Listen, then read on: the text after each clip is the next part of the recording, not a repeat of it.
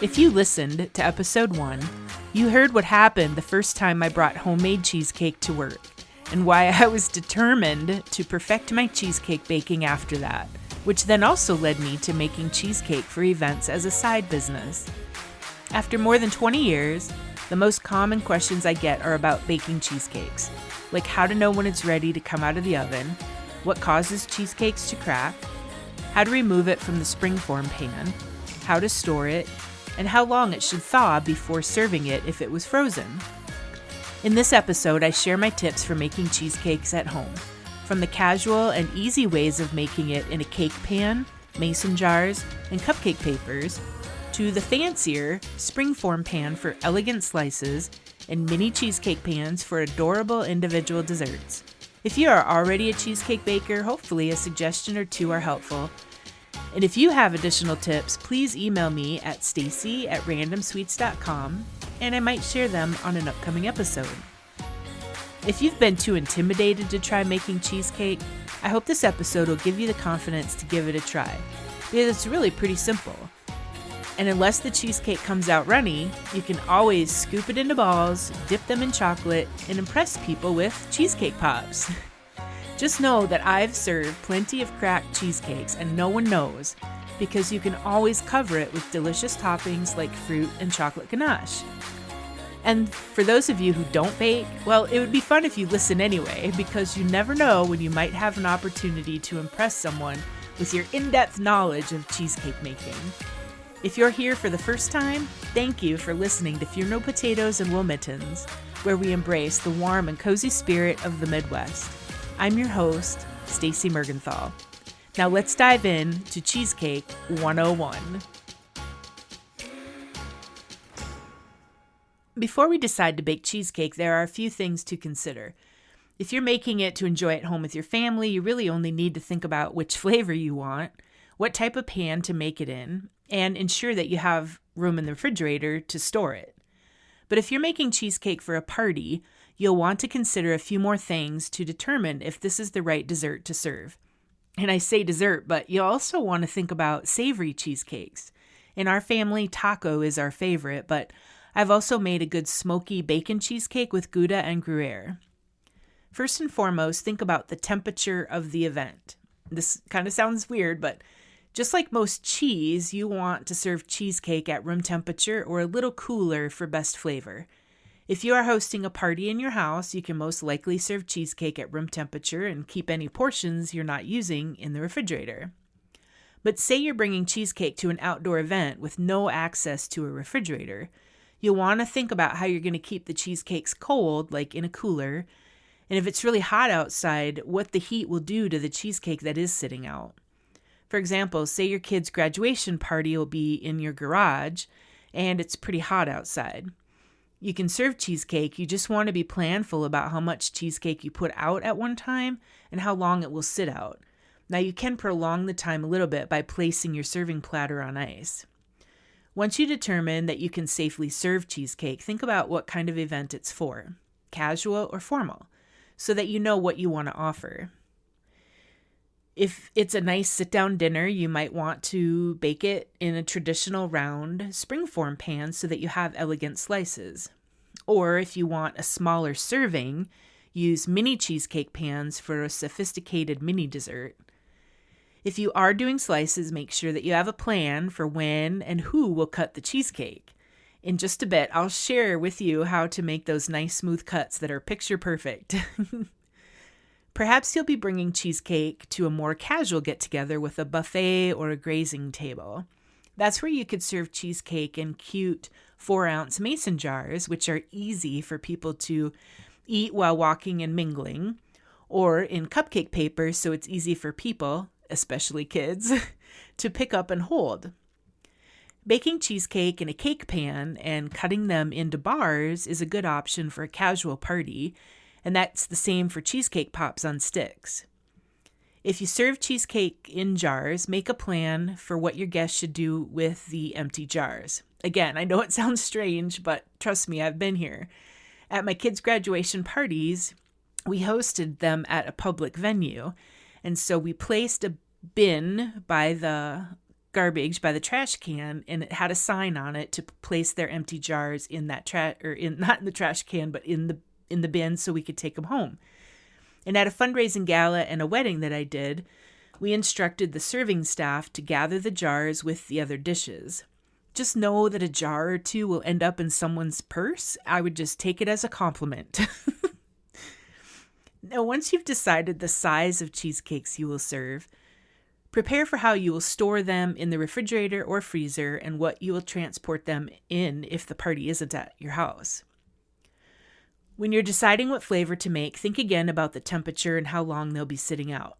A cheesecake that's covered in ganache, for example, like an Andes mint or a chocolate-covered strawberry cheesecake, those will hold up better than a cheesecake topped with a whipped cream.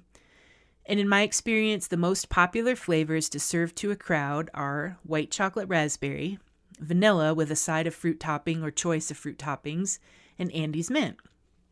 The next thing to think about is time in a couple of ways. So first is the time that you need to let the ingredients come to room temperature, mix the batter, bake the cheesecake, cool the finished cheesecake, and then chill it in the refrigerator. And then second, be sure to schedule enough time for that cheesecake to set and get its best flavor in the refrigerator, which really is a minimum of 12 hours. And you would want to freeze it or eat it within 5 days. So now let's move into the tips that I've learned over the past 20 years I've been making cheesecakes. And yes, I've had some failures, trust me. We'll start with the ingredients. So the most basic ingredients of most cheesecakes are cream cheese. Some use a mascarpone or ricotta or a mixture of cheeses, sugar, eggs, and a flavoring such as a pure vanilla extract. My advice is just use the best ingredients that you can afford, the highest quality that you can afford. Right now with eggs, the price that they are, you might have to adjust what you use.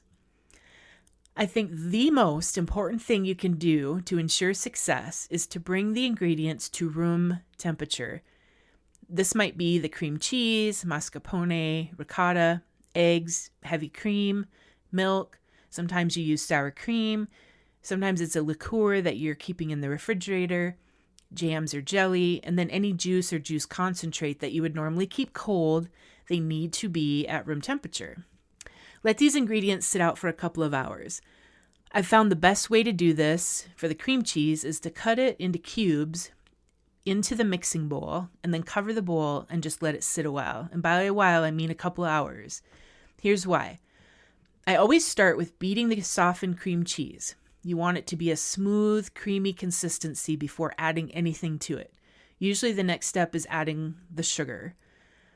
If the cream cheese is cold, it may look smooth, but once you add other ingredients, it will chunk up on you and there's really no way to fix it. And you'll get little white lumps in your cheesecake. This is the same with the other ingredients like sour cream or heavy cream.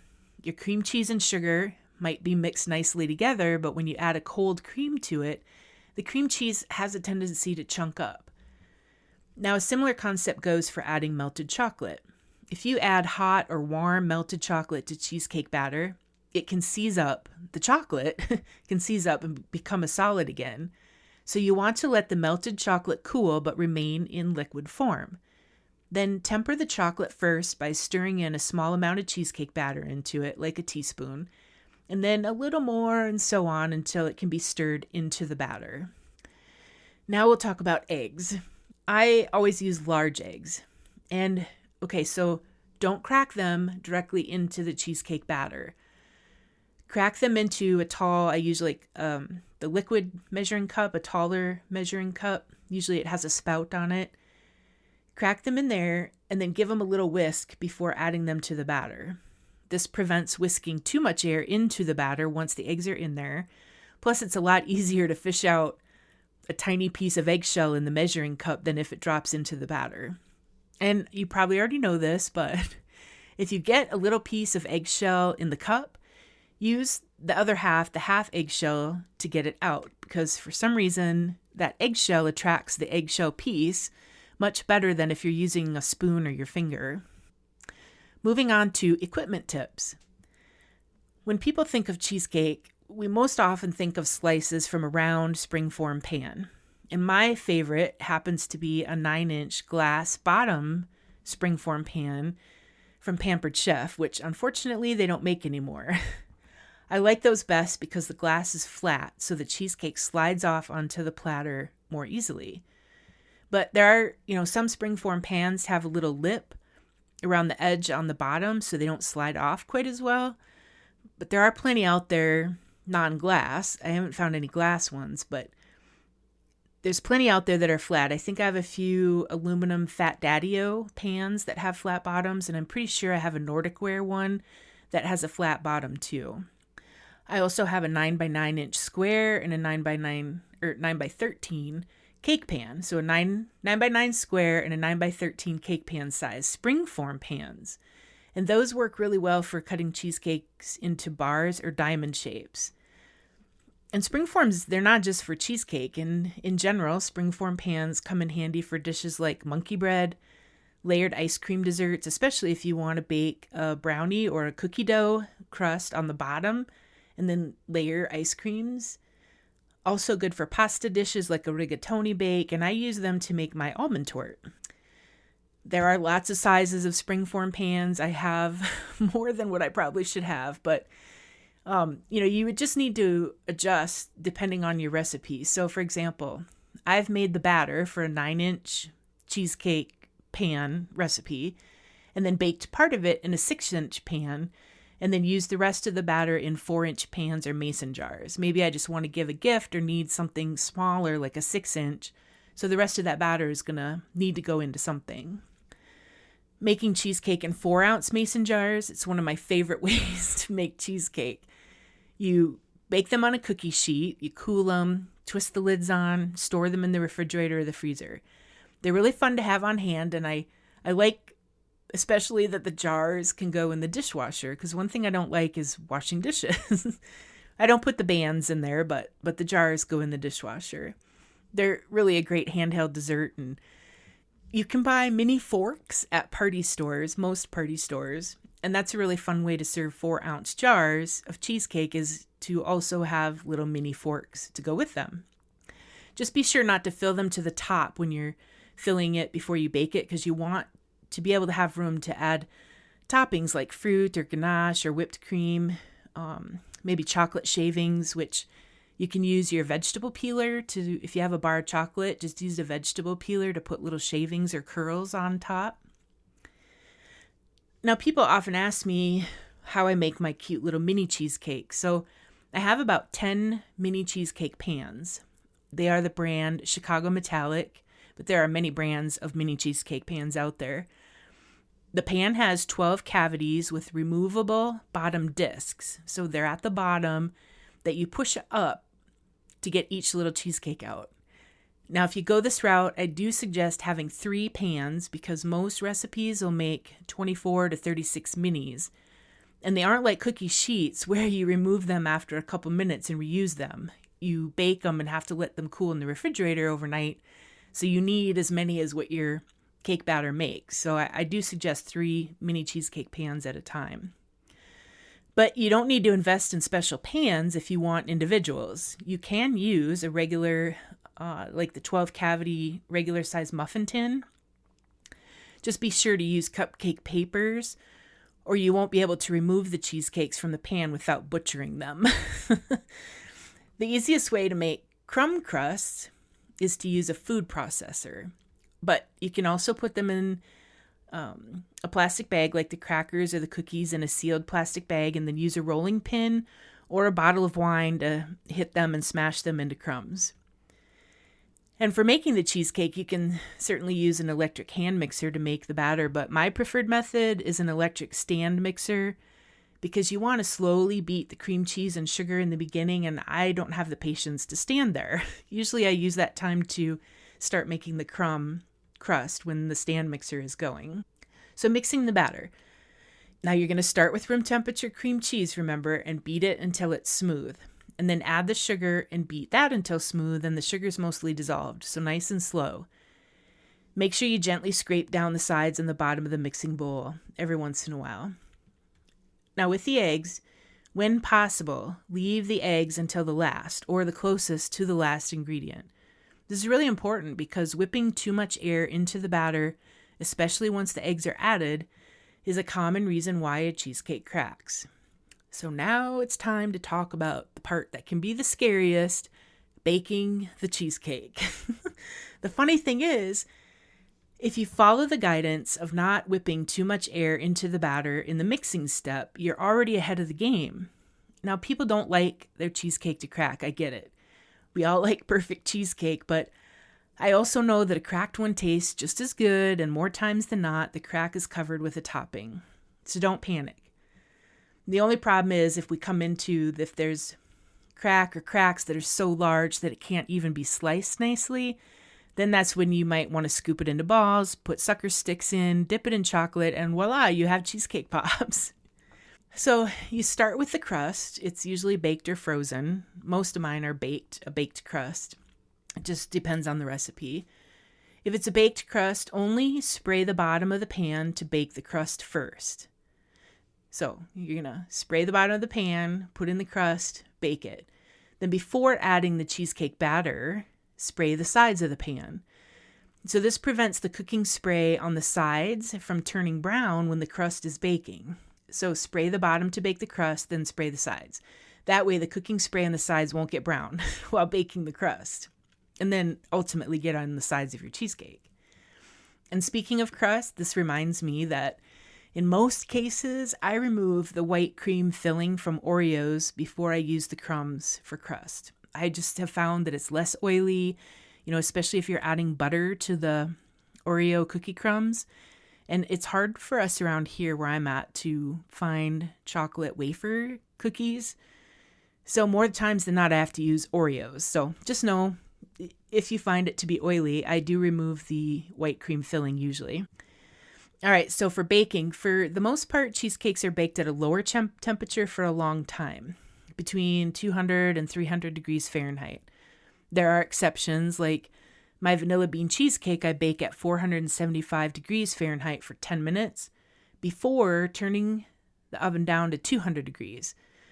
This immediate hot temperature kind of creates a nice little brown crust over the top, and then you're baking it for like another hour and a half at 200 degrees until it's done. Some people bake in a water bath, also known as a bain-marie or bimai, which is to double wrap the springform pan with aluminum foil, place it into a larger pan, larger than itself, that has high sides. You pour boiling water into that large pan and then bake the cheesecake in the oven. That moisture from the pan creates a creamy cheesecake texture. Now, I've tried this and I didn't have good luck. I could probably try it more times, but the one time I was baking white chocolate raspberry cheesecakes for the high school choir's fundraising dinner, and the crust was soggy and the center was undercooked. I was mortified, but I think it's mostly because I had to go to the grocery store and buy store-bought cheesecakes, which felt really shady, even though I told the event organizers what happened. Now, however, I have had good luck with just filling a cake pan with boiling water and setting it on the oven rack below the rack with the cheesecake. It just seems to be enough moisture to keep the cheesecake creamy. I don't do this very often because I really like a more solid texture on my cheesecake, but just having a little of that moisture in there does help. And people say that it helps prevent cracking, so certainly that's an option. Another way to prevent cracking is to keep the oven door closed while baking. You have to resist the urge to peek. Keep the oven light on. That rush of cooler air into the oven while it's baking can cause it to crack, so keep your oven door shut. A common question that I get asked is how to know when a cheesecake is done. After you do it for a few times, especially if you're using the same recipes, you kind of can see, you just know, but follow the recipe's bake time closely. Know that your oven time can differ, so you need to keep an eye on it toward the end.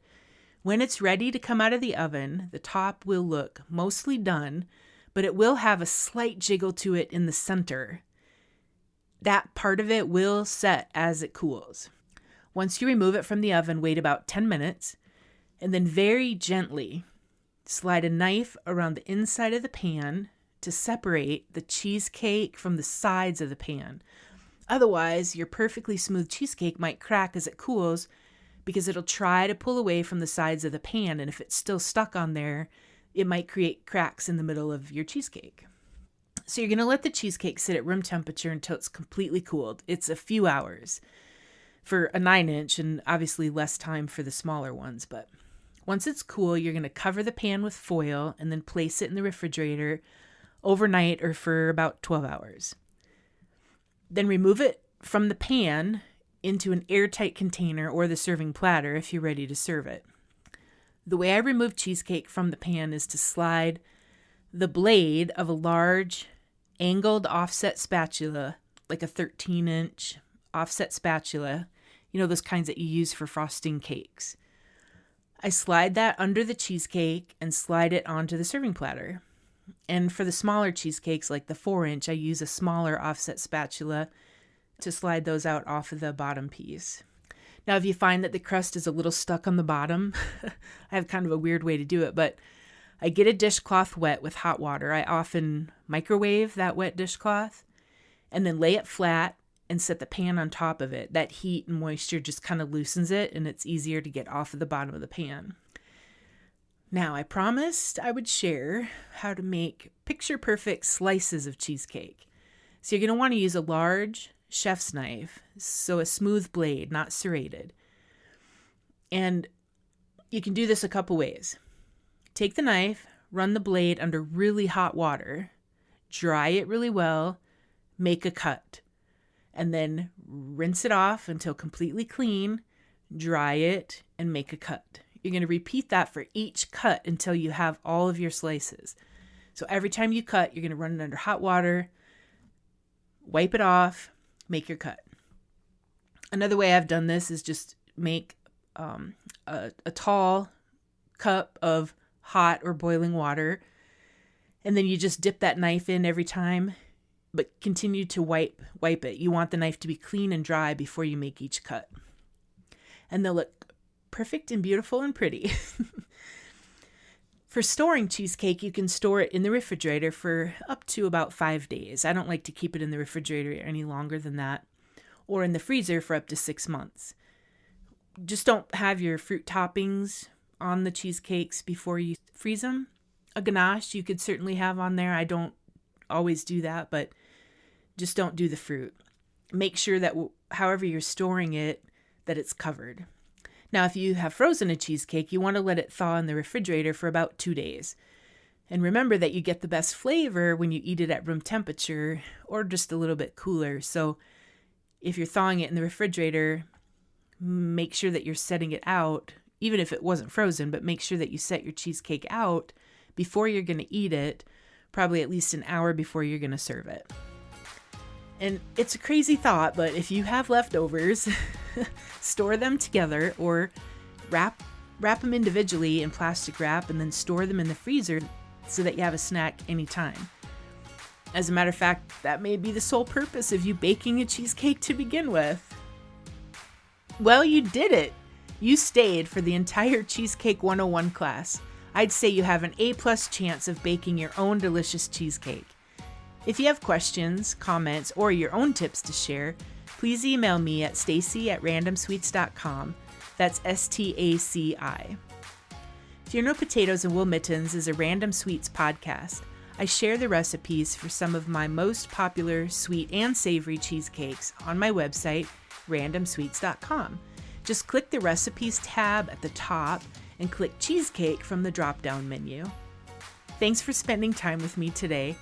Watch for upcoming episodes where my daughter and I will share a recipe for spicy vodka pasta with chicken and what it's like to dine at Cosetta in St. Paul, Minnesota. And pretty soon, my friend Christiane Beringer will share a couple recipes with us, one of which she promises me I'm going to love the story that goes with it. Until next time, please rate this podcast and leave me a review. It helps to give it better visibility to more people when they're searching for new podcasts. And if you haven't already, I'd love for you to subscribe or follow wherever you get your podcasts so that you are the first to know when a new episode is available. Sweet wishes!